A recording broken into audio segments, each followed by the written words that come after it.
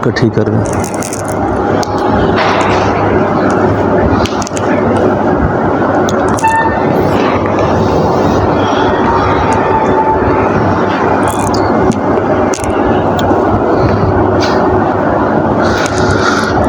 بسم اللہ الرحمن الرحیم۔ ہلکا ذکر رسول اللہ صلی اللہ علیہ وسلم کی بشارت ہے، اس کے بارے میں خوشخبری ہے کہ یہ جنت کا باغ ہوتا ہے، اور فرمایا جنت کے باغوں میں جاؤ، خوب سیرابی کرو، خوب چرو اس میں۔ تو ایک تو ہلکا ذکر کہ میں آنے سے پہلے اپنے جذبے میں اس بات کو شامل کیا کریں کہ میں اس جگہ جا رہا ہوں جس جگہ کے بارے میں رسول اللہ کی طرف سے فضیلت ہے، اور جنت کے باغ میں جا کر، جنت میں جا کے اللہ سے جو چیز مانگے تو ایسا نہیں ہوگا کہ اللہ اس کو رد فرما دے۔ اور پھر ہلکا ذکر کے فضائل میں رسول اللہ صلی اللہ علیہ وسلم نے فرمایا کہ آخر میں مغفرت کا اعلان ہے، آخر میں یہ اعلان ہے کہ بخشے بخشائے اپنے گھروں کو چلے جاؤ۔ تو یہ اللہ کی یاد کی مجلس کی برکات ہیں۔ ہمارے طریقے میں ذکر کی بڑی اپنی شان ہے، ذکر خفی ہے کہ دل کی دنیا میں جھانک کر آدمی اللہ سے تھوڑی دیر لو لگا لے اور دل کی زبان میں اللہ اللہ کرے۔ اس ذکر کے بارے میں فضائل ذکر میں بھی ہے، اور باقی ذکر کے باب میں جتنی کتابیں چھپی ہیں احادیث کے حوالوں سے، فرمایا یہ 60 سال کی نفلی عبادت سے افضل ہے۔ یعنی نفلی عبادت جتنا آدمی کر کے اللہ کا قرب حاصل کرتا ہے، اسی طریقے سے قلبی ذکر سے بندہ اتنا اللہ کا قرب حاصل کرتا ہے۔ اب قلبی ذکر جو ہے نا، انسان کا جو دل ہے، حدیث شریف میں آتا ہے کہ اس دل کے پاس جنوں میں سے، شیاطین میں سے ایک جن ہے، اور جو اس دل کے اندر وساوس کو پیدا کرتا ہے۔ آج جتنے بڑے بڑے دیندار لوگ بھی ہیں نا، نمازی بھی ہیں، پرہیزگار بھی ہیں، سارے اچھے اچھے کام کرتے ہیں، لیکن ان کی زندگی میں ایک تشویش لاحق ہے، ایک بے چینی ہے بہت زیادہ۔ چہرے مورے سے، شکل و صورت سے کوئی نہیں پہچان سکتا کہ یہ آدمی اندر سے کتنا تاریک ہے، اور اس تاریکی کی وجہ کیا ہے۔ صحابی نے پوچھا حضور، آپ نے فرمایا کہ قلب کے پاس ایک جنوں میں سے، شیاطین میں سے، تو آپ کے قلب مبارک کے پاس بھی ایسی کوئی صورت ہے؟ فرمایا اللہ نے میرے دل کے پاس ایک فرشتے کو بٹھا دیا ہے جو صحیح بات مجھے الہام کرتا ہے۔ تو جو قلبی ذکر ہے نا، قلبی ذکر، اس میں اندر کی دنیا میں جھانک کر جتنا آدمی مصروف ہوگا نا، اتنا شیاطین کے وسوسوں سے، حملوں سے محفوظ ہوگا، اتنا شیاطین کے حملوں سے محفوظ ہوگا۔ ورنہ چھوٹی چھوٹی بات اس آدمی کے لیے آسمان بن جاتی ہے، چھوٹی چھوٹی بات اس کے لیے پہاڑ ہو کے کھڑی ہو جاتی ہے۔ علامہ اقبال مرحوم کا جو شعر ہے نا کہ اپنے من میں ڈوب کر پا جا سراغ زندگی، میرا نہیں بنتا نہ بن اپنا تو بن۔ یہ جو اپنے من میں ڈوب کر پا جا سراغ زندگی ہے نا، کہ انسان کے دل کے اندر ایک بہت بڑا وسیع جہان ہے۔ یہ دل جو ہے نا، صرف اس جو میڈیکل سٹور کے باہر جو فوٹو لگا ہوتا ہے نا دل کا، یہ دل یہ نہیں ہے۔ ہمارے تو فرمایا کرتے تھے کہ یہ جیسا اخروٹ اور بادام ہے نا، اس چھلکے اور اخروٹ کو بادام نہیں کہتے، اس کے جوہر کو اخروٹ کہتے ہیں۔ اس کے اندر، جوہر کے اندر ایک بہت بڑا جہان ہے، اس جہان کے اندر جھانک کر اللہ کو یاد کرنا ہوتا ہے۔ یہ وساوس، یہ طرح طرح کے برے خیالات، یہ پریشانیاں جتنی بھی آتی ہیں نا، یہ انسان خود بناتا رہتا ہے اپنے ساتھ بیٹھ کر۔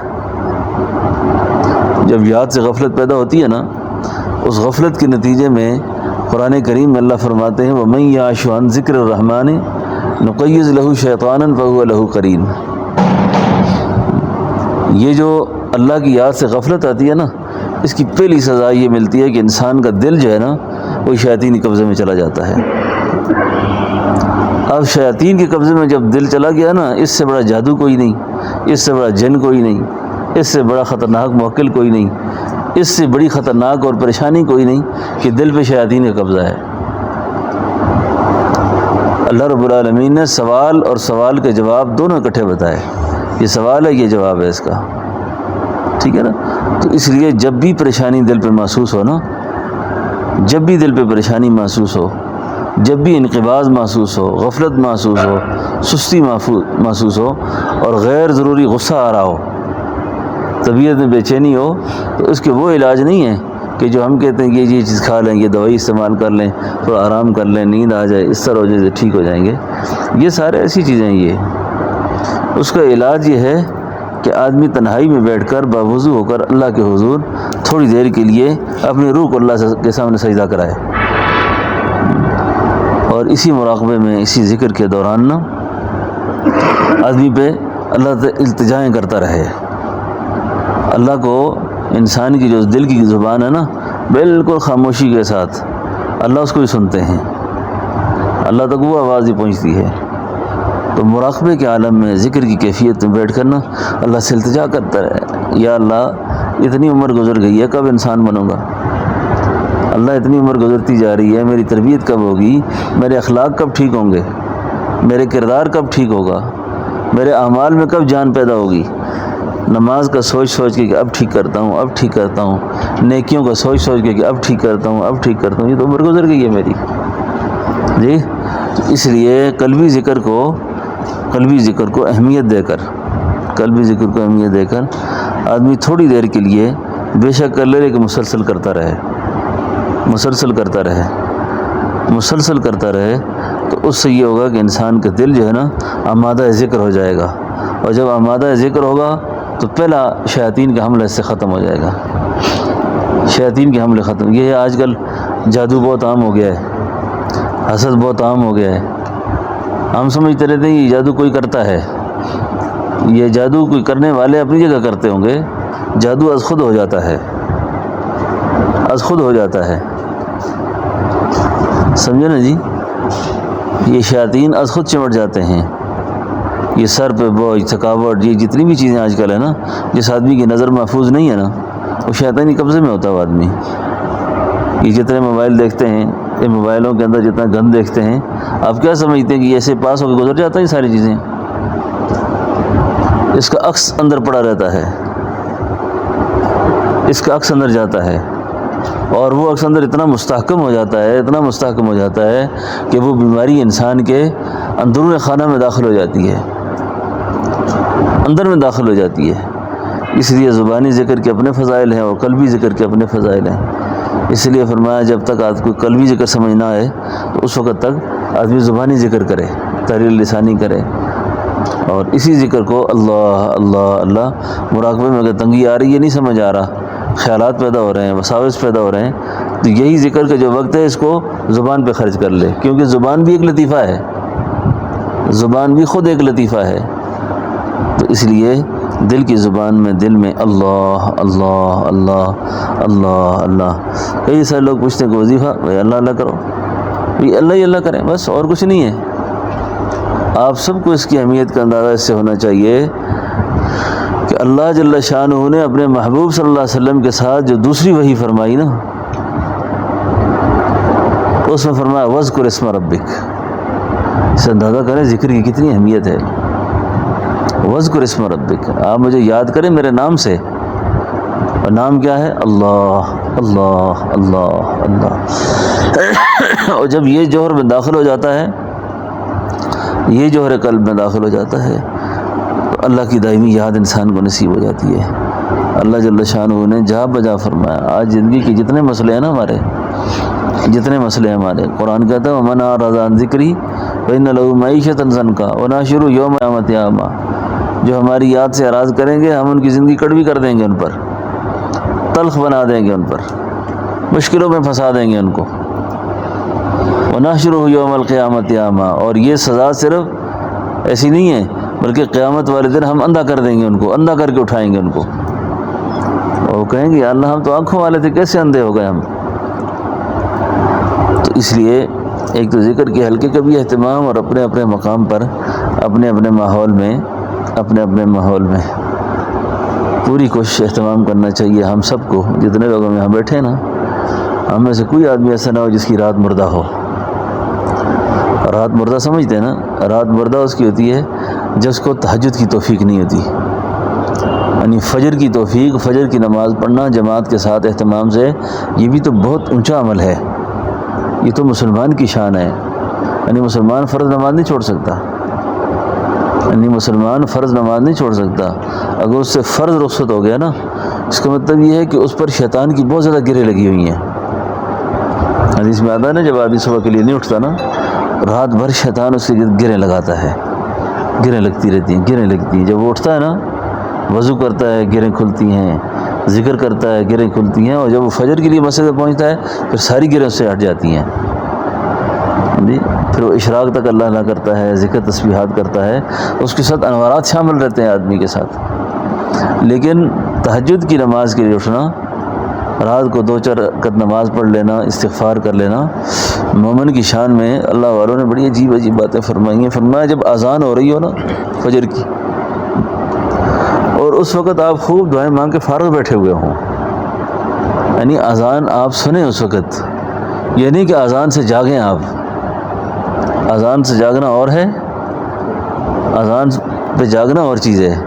یعنی اذان تک آپ کے معمولات پورے ہو چکے ہوں، یعنی اذان تک کے معمولات آپ کے یہ ہیں۔ اور گھر کے اندر تقریباً اس وقت جتنے ہم لوگ بیٹھے ہوئے نا، یہ ہم گھر کے بڑے بیٹھے ہوئے ہیں۔ بڑے تو مر گئے نا، اب ہم گھر کے بڑے ہیں، بڑوں کے مرنے نے ہمیں بڑا کر دیا نا۔ اب یہ ہمارے بچے جو ہیں نا، ہماری اولادیں، ہمارے گھر والے، یہ سب ہمیں دیکھتے ہیں۔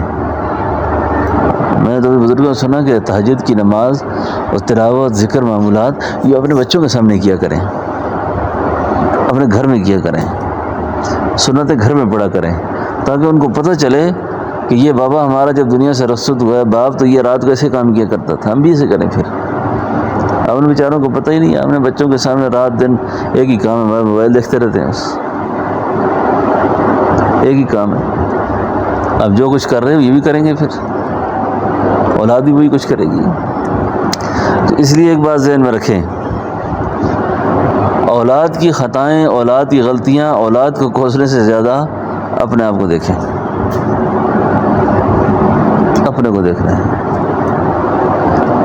اپنے کو دیکھنا ہے کہ یہ میری کسی وجہ سے ایسے ہو رہا ہے، میری کسی وجہ سے ایسا ہے۔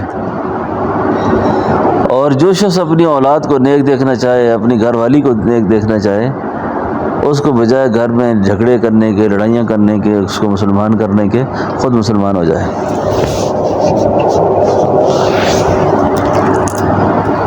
حاجی عبدالوہاب صاحب رحمۃ اللہ علیہ کے ایک زمانے میں بیان سنا تھا، رائے نے، میں نے لکھا بھی تھا، وہ بڑی پائیدار باتیں تھیں۔ ایک بات ان کو میرے کسی ڈائری میں لکھی ہوئی ہے، فرمایا کرتے تھے دوسروں کو اپنے ضابطے اور اصول پہ لانے کی کوشش نہ کرو، اپنے ضابطے پہ، خود اصولوں میں جمے رہو، خود اصولوں پر جمے رہو، اور دوسرے کی تربیت و اصلاح کے لیے ان کو ایک ماحول فراہم کرو، ان کا اکرام کرو، ان کے ساتھ اکرام کا معاملہ کرو، ان کے ساتھ مہربانی کا معاملہ کرو۔ اور دین کے اعتبار سے نا، دین کے اعتبار سے جتنے احکام شریعت ہیں، اپنی ذات پہ عمل کرنے کے لیے سخت سے سخت موقف رکھو، جتنا سخت ہو سکتا ہے، لیکن دوسرے کی تربیت کے لیے جتنی زیادہ لچک دکھا سکتے ہو لچک دکھاؤ۔ بات سمجھے نا؟ ہم تھوڑے سے دیندار ہو جائیں نا، اپنی دینداری کو دوسرے میں مسلط کرتے ہیں، ایسا نہیں کرنا چاہیے۔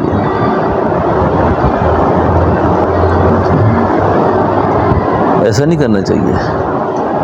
اب آپ یہاں تک پہنچے ہیں 30 سال گزار کر، اب 30 سال پہلے آپ اپنے اخلاق کو دیکھیں، کہاں تھے آپ؟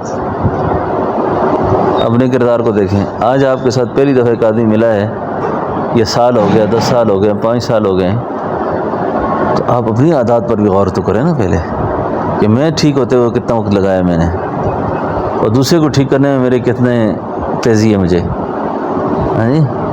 تو اس لیے اولاد اور بچوں کے حوالے سے یہ میں اعمال پہ بات کر رہا تھا، تو ان کے سامنے ایسے اعمال کرنا ایسے اخلاق کی بات کرنا، ایسے کردار کی بات کرنا جس سے ان کی تربیت کا راستہ ان کو ماحول ملتا رہے۔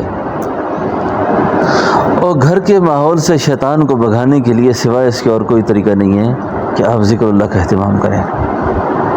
لیکن جب آدمی کے گھر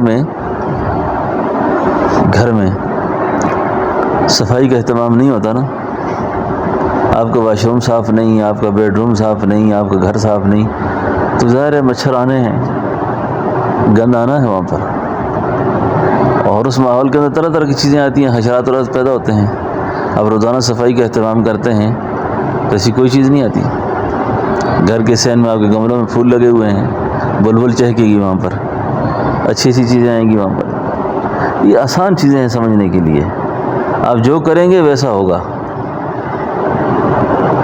اس وقت ہماری جو بات ہو رہی ہے وہ ذکر پر ہو رہی ہے، ذکر پر، کہ ہمارے اندر سے وساوس ختم ہو جائیں، خطرات ختم ہو جائیں، باطن سے دوریاں اللہ سے ختم ہو جائیں، اللہ کی قربت نصیب ہو جائے، اور رسول اللہ صلی اللہ علیہ وسلم کے ساتھ ہماری جان پہچان پیدا ہو جائے، اللہ کے ساتھ جان پہچان پیدا ہو جائے۔ تو اس کے لیے میں اکثر دو ہی اعمال جو ہے نا، میں کوشش کرتا ہوں کہ یہ خود بھی کروں اور انہی کی بات زیادہ کرتا بھی ہوں کہ یہ دو چیزیں زیادہ کرنی چاہیے، ایک ذکر اسم ذات اور دوسرا درود پاک۔ درود پاک کی تسبیح جو ہے نا، کم از کم 1000 2000 5000 جتنا تک آپ کے ہاتھ پہ چل سکتی ہے نا، اس کو چلائیں، اس کو، اور جتنا رسول اللہ صلی اللہ علیہ وسلم کی قربت نصیب ہوگی نا درود کے ذریعے سے، اور ادھر سے ہٹ جائیں، پھر مراقبہ شروع کر دیں، قلب پہ ذکر شروع کر دیں، چلتے پھرتے اٹھتے بیٹھتے ہے، کوئی نہیں ہے پاس، کوئی آ رہا ہے جا رہا ہے، بات کرتا ہے نہیں کرتا، اس دوران آپ قلبی ذکر پکڑ لیں۔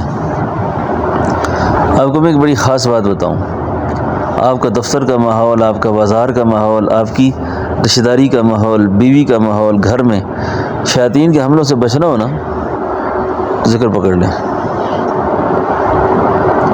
یہ جس دور سے ہم گزر رہے ہیں نا، حدیث میں آتا ہے، سمت کی مثال دی ہے رائی کے ساتھ۔ رائی چرواہے کو کہتے ہیں نا، جو بکریاں بھیڑ بکریاں لے کے چلتا ہے نا، کتنا بڑا ریوڑ لے کے نکل رہا ہوتا ہے وہ، لیکن کوئی چرواہا ایسا نہیں ہے، کسی سے بکری ادھر بھاگتی ہے، کوئی دمبا ادھر بھاگتا ہے، کوئی ادھر جا رہا ہے، وہ کسی کو چھوڑ کر آ جائے، وہ سارے ریوڑ کو سمیٹتا ہے، اپنے باڑے میں لے آتا ہے اس کو۔ اس آدمی کو یہ تلقین کی گئی ہے۔ آج کے اس دور میں نا ہمارے اوپر جو نفسیاتی طور پر، روحانی طور پر جو حملہ آور ہوتی ہے نا جی، وہ ہمارے گھر کا ماحول ہے، گھر کا ماحول ہے۔ عورتوں کے مزاج بگڑ چکے ہوتے ہیں، گھر کا ماحول بگڑ چکا ہوتا ہے، اس میں چھوٹی چھوٹی بات جو ہے نا، شیاطین جو ہے نا، حدیث میں آتا ہے وہ تخت پہ بیٹھا ہوا ہے، اور یہ کارنامہ سر انجام دیتا ہے کہ میاں بیوی کو لڑا واپس میں۔ جس کے ذہن میں انتشار ہوگا وہ عمل نہیں کر سکتا، جس کے ذہن میں خیالات ہوتے ہیں نا، وساوس ہوتے ہیں، اس کو نیکی کی توفیق کم ہو جاتی ہے۔ پھر شیطان کے مختلف طریقے ہیں وار کرنے کے، مختلف طریقے ہیں۔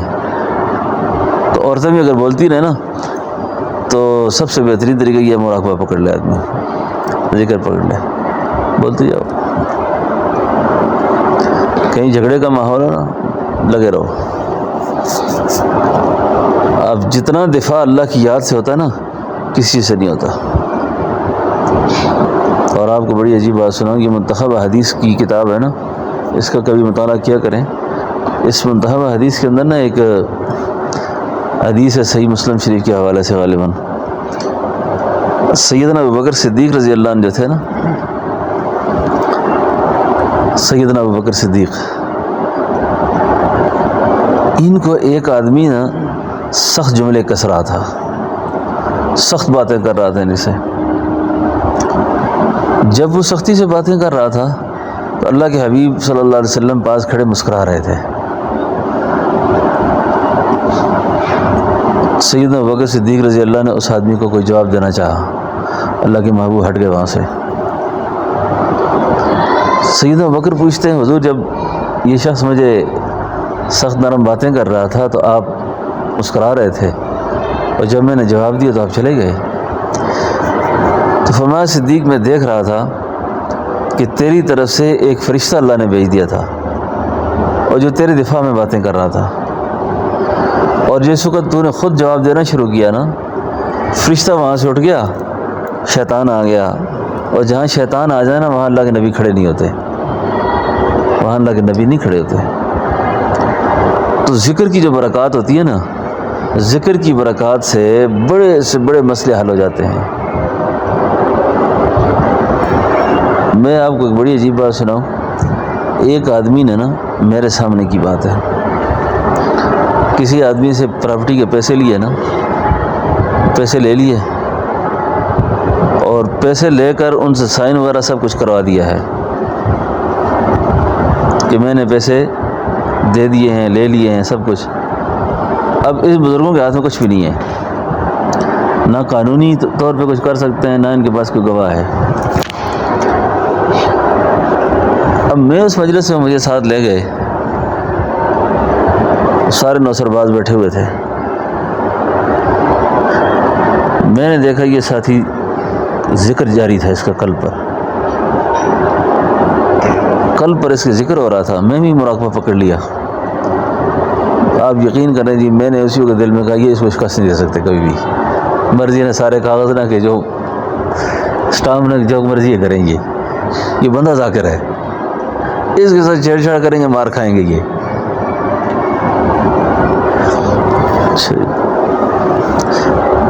اب میں نے یہ بات کی نہیں ہے، لیکن میں دیکھ رہا تھا کہ شخص پر ذکر جاری ہے، ہاتھ سے کچھ نہیں ہے۔ اب بھائی میں کیا بات کروں ان سے، وہ کیا بات کریں؟ میں تو حوصلہ افزائی کے لیے چلا گیا، میں چلو تھوڑی دیر کے بعد بندہ کہتا جی باجی پیر صاحب تسی آیا، تھوڑی وجہ تسی مہربانی کر دینے تے باقی یہ بزرگ جڑے نا جی، میں نے کہا اپنی سچائی کے لیے تو جو مرضی کرے، ابھی سو جھوٹ بولے گا نا، سو جھوٹ بولے گا، لیکن میں نے کہا کام اس نے نہیں کیا، کام اس شخص کا جو دل کر رہا ہے نا، ٹھیک ہے نا، کام اس شخص کے دل نے کیا ہے۔ بھائی جس کے ساتھ اللہ ہو، ابھی مولوی صاحب فرما رہے تھے نا، جیسے اللہ فرماتے ہیں میں اس کے ہاتھ بن جاتا ہوں، میں اس کی زبان بن جاتا ہوں، میں اس کے کان بن جاتا ہوں، میں اس کی آنکھ بن جاتا ہوں۔ اب ایسی آدمی، یہ تو ناقابل شکست ہے، یہ تم شکست کس کو دے رہے ہو؟ حضرت مولانا سید احمد خان صاحب رحمۃ اللہ علیہ فرمایا کرتے تھے، ہوش کرنا کبھی اہل ذکر سے چھیڑ چھاڑ نہ کر دینا، اہل ذکر سے چھیڑ چھاڑ نہیں کرنی کبھی بھی، ان سے مسابقہ نہیں کرنا کبھی بھی، ان سے بڑھنے کی کوشش نہیں کرنی کبھی بھی۔ یہ خاموش زبان سے اتنی مار دے دیں گے کہ تلوار اتنی مار نہیں دے سکتی، تلوار اتنی مار نہیں دے سکتی۔ کسی دیوان کے اندر میں نے ایک بات پڑھی تھی، بندہ ہو نا ذاکر، اس کو اپنی دفاع اور اپنی صفائیاں نہیں دینی چاہیے کبھی بھی، اور خاص کر کے آج کے اس دور میں اپنی صفائی کے لیے کسی کے آگے پیش نہ کرے، اور ذلیل ہو جاتا ہے آدمی، کیونکہ جہلا کا ماحول ہے، جاہلوں کا ماحول ہے، اور جاہلوں کے لیے قرآن نے ایک پیغام دیا ہے کہ ان کو سلام کیا کرو۔ بس جاہل کو سب سے بڑی زکوٰۃ جو انسان نے دینی ہے نا، وہ سلام کی دینی ہے۔ بس اذا خاطبهم الجاہلون قالوا، بس آپ کو سلام ہے جی، بس جو کچھ کہہ رہے ہیں آپ ٹھیک کہہ رہے ہیں۔ بحث میں الجھیں گے، اس وقت کریں کیا؟ متوجہ اللہ ہو جائیں بس۔ اس بزرگ نے بڑی عجیب بات لکھی ہے، اللہ والوں کے اپنے اپنے مزاج رہے نا، کسی نے اپنے انتقام دنیا میں لیا، کسی نے آخرت پہ موقوف کیا۔ دنیا میں بدلہ لینے والوں نے اس لیے لیا کہ اللہ اس کو میری وجہ سے آخرت میں سزا نہ دے، وہاں سزا زیادہ ہوگی۔ کسی نے دنیا میں بد دعا کر کے نا اس کو بیڑا غرق کر دیا، اور کسی نے وہاں کے لیے چھوڑ دیا۔ لیکن میں آپ کو اپنا مسلک بتاؤں، اس وظیفے کو پکا کر لیں، وہ یہ ہے کہ یا اللہ میری وجہ سے نہ تو دنیا میں کسی کو سزا دے، نہ مرنے کے بعد دے کسی کو سزا۔ یہ پکا وظیفہ، اللہ میری وجہ سے نہ دنیا میں کسی کو پکڑنا اور نہ آخرت میں، اور جن جن کو میں نے تنگ پریشان رکھا ہے نا، اللہ تو ان کے دلوں میں ڈال کہ وہ میرے بارے میں یہی جذبہ رکھیں وہ، کیونکہ ہمیں تو دوسروں کی غلطی نظر آتی ہے نا، اپنی غلطی نظر نہیں آتی کہ ہم کتنا بوجھ ہے لوگوں پر، ہم نے کتنے لوگوں کو پریشان کیا ہے۔ اور یہ جذبہ جو ہے نا صرف اس واسطے ہے کہ یا اللہ تاکہ مجھے روز محشر پکڑنا ہو، ورنہ قبر کے دھانے تک پہنچتے ہی نا، حتیٰ زرتم المقابر جیسے ابھی پڑھا جا رہا تھا نا، قبروں کے دھانے تک پہنچتے ہی نا پتہ نہیں ہمارے ساتھ کیا کچھ ہو جانا ہے، پتہ نہ کیا کچھ ہونا ہے ہمارے ساتھ،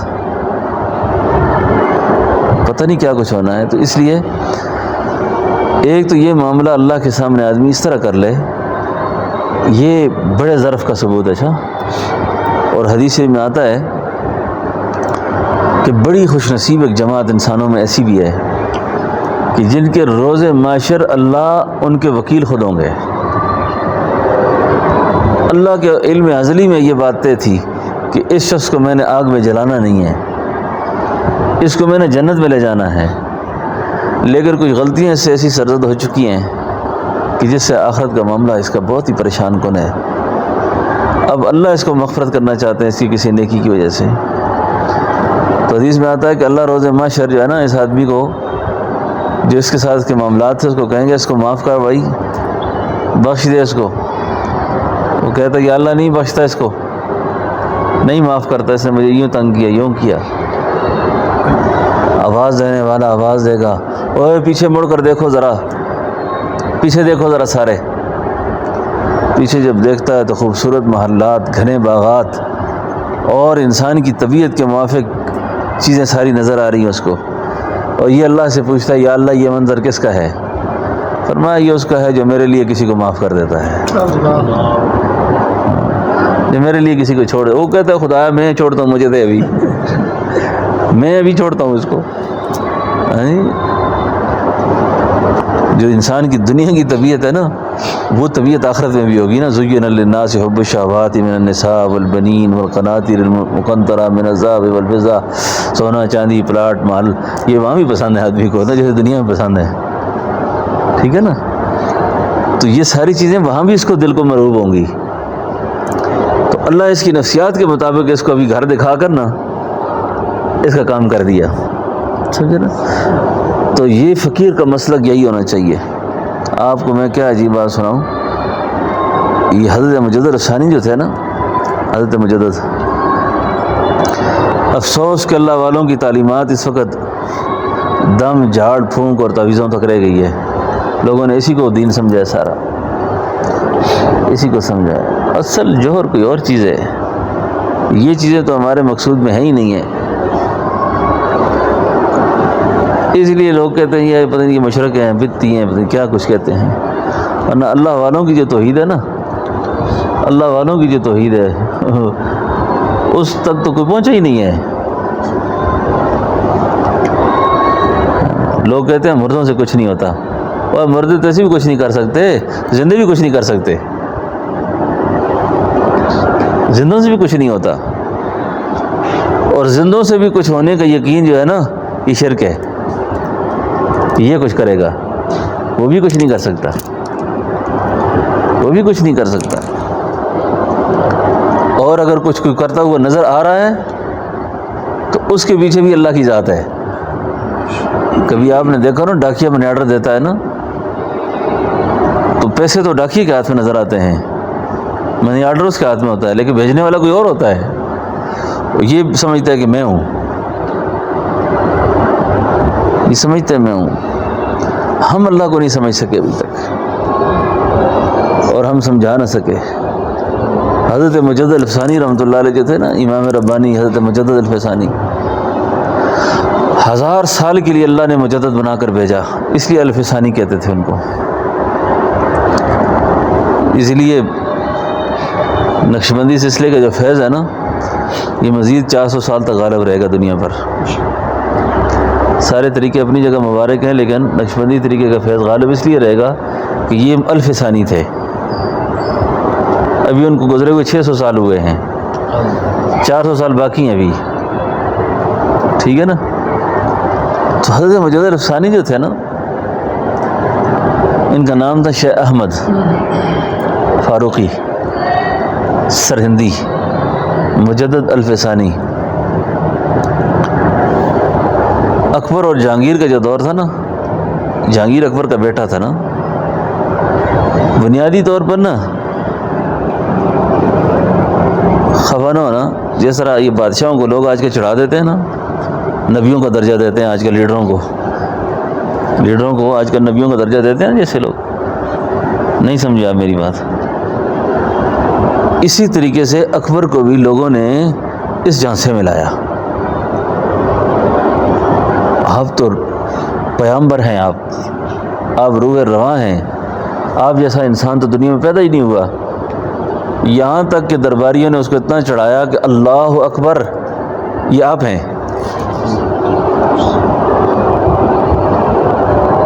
وہ بھی بادشاہی کے غرور میں، تکبر میں، انا کے آگے پتہ نہیں کیا سے کیا ہو گیا۔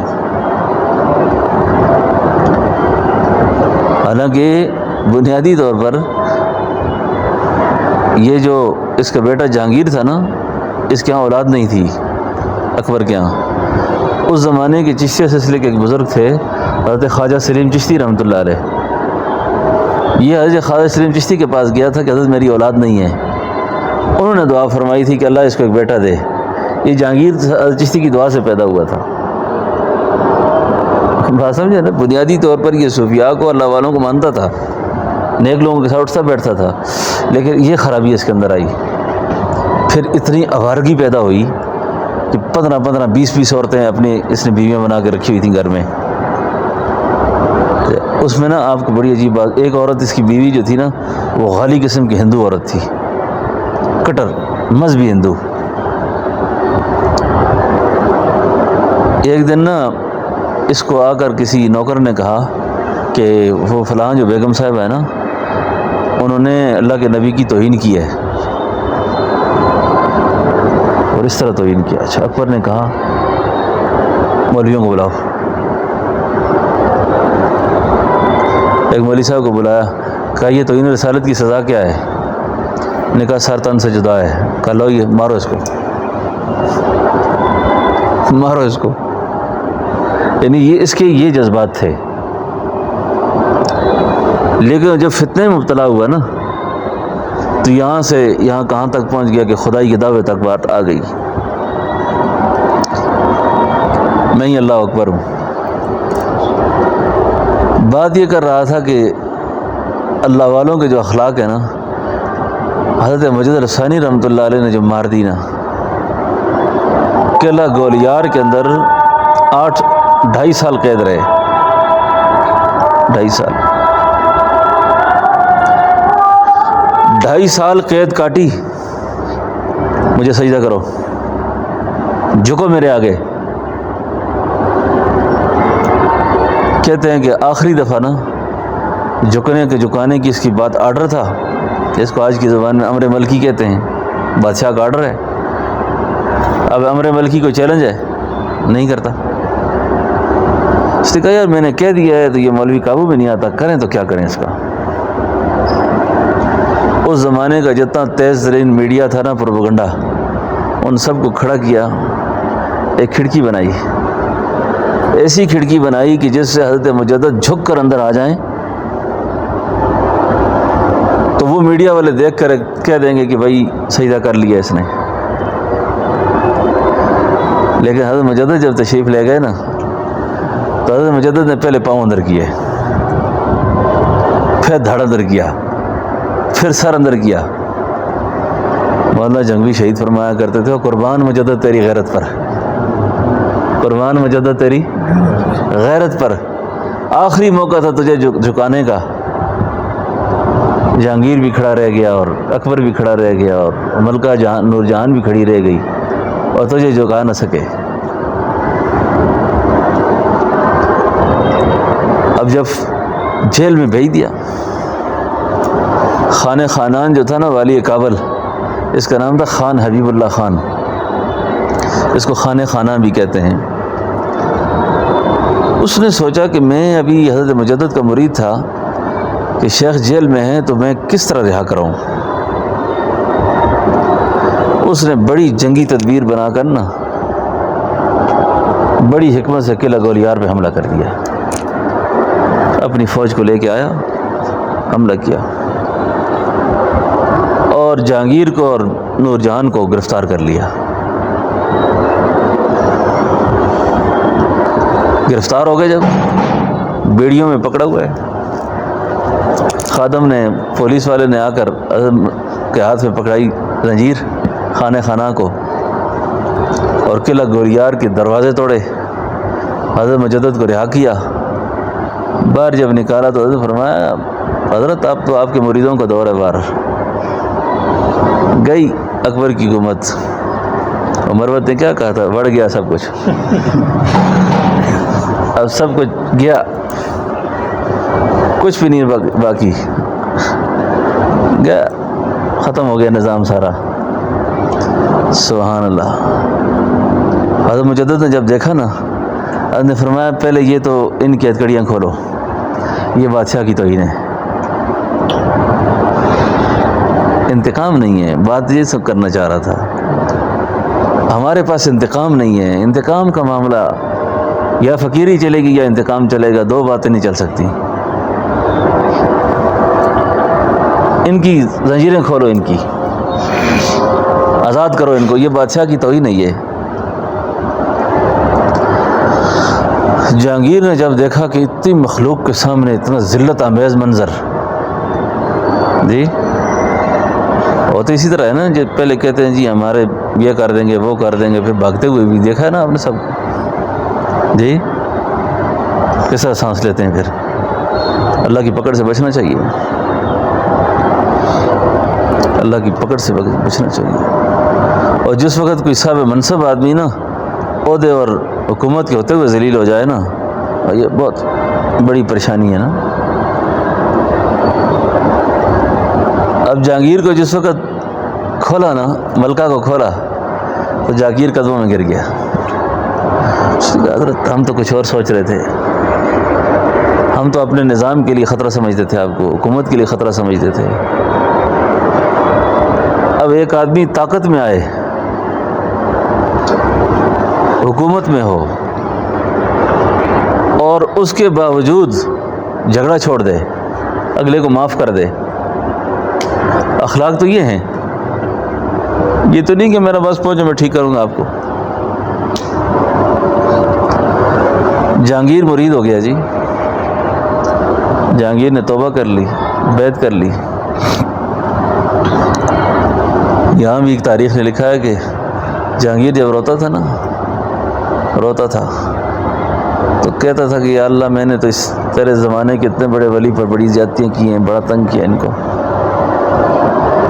تو شیخ کے آگے بھی روتا آ کے، تو حضرت مجدد نے ایک دن اس کا ہاتھ پکڑا، سارے لوگوں کے سامنے کہا میں مجدد اس وقت تک جنت نہیں جاؤں گا جب تک جہانگیر میرے ساتھ نہیں ہوگا، جب تک جہانگیر میرے ساتھ نہیں ہوگا۔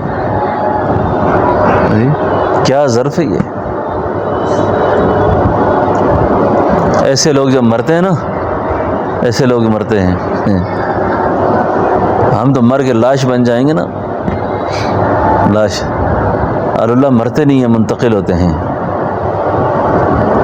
مرتے وہ ہیں جن کا کردار کوئی نہ ہو، یہ منتقل ہوتے ہیں، کیونکہ ہماری نگاہیں وہ نہیں ہیں نا، اس دوسرے جان کی اس بارے میں خبر کچھ نہیں ہے۔ جس وقت حضرت سرندی کے مزار پہ، حضرت مجدد کے مزار پہ جب علامہ اقبال گئے نا،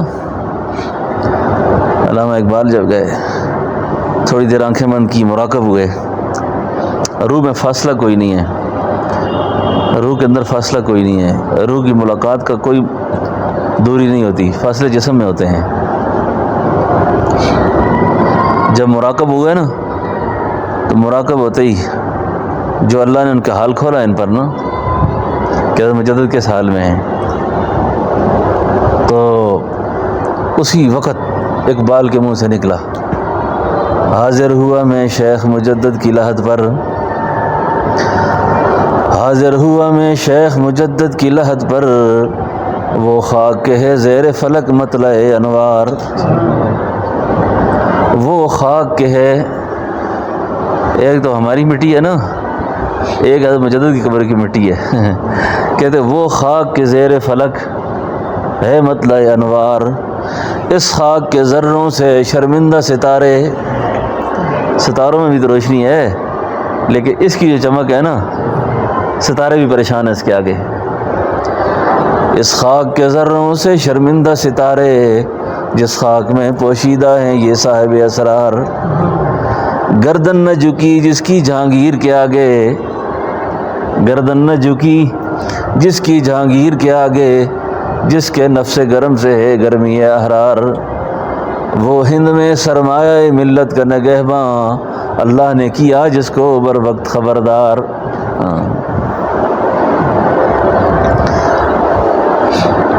ملت کی حالت زار پر اقبال کو بہت رونا آتا تھا نا کہ یہ انگریز سامراج کی ایجنٹی میں اور انگریز کی غلامی میں بہت آگے چلے گئے ہیں۔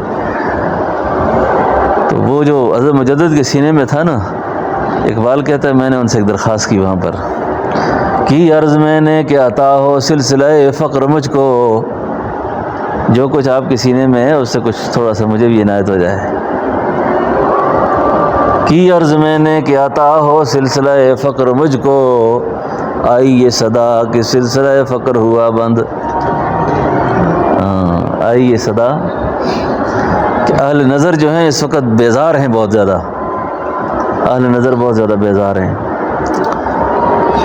تو ساری باتوں کا خلاصہ یہ ہے کہ جب اللہ کا تعلق دل میں نصیب ہو جائے، تعلق مع اللہ نصیب ہو جائے، آدمی کے اعمال تھوڑے ہی کیوں نہ ہوں لیکن تزکیہ نصیب ہو۔ تزکیہ کا اعلیٰ درجہ یہ ہے کہ انسان کے اندر رحم ہو، صلہ رحمی ہو، معافی ہو، درگزر ہو، دوسروں کے سامنے اپنے آپ کو پامال کر دے، ختم کر دے۔ یہ کوئی اتنی بڑی بات نہیں ہے کہ بندے کا آخرت کا سودا ٹھیک ہو جائے، اللہ کے سامنے صحیح ہو جائے۔ ربنا تقبل منا وتب علینا انک انت التواب الرحیم، اللہم انک عفو کریم تحب العفو فاعف عنا، اللہم انک عفو کریم تحب العفو۔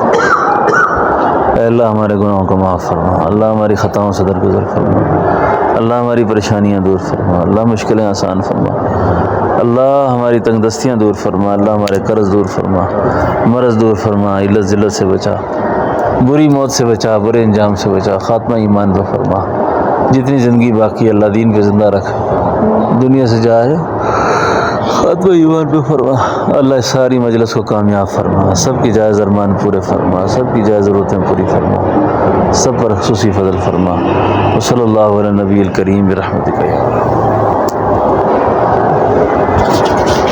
پانی پلا دیں ساتھی میں، پانی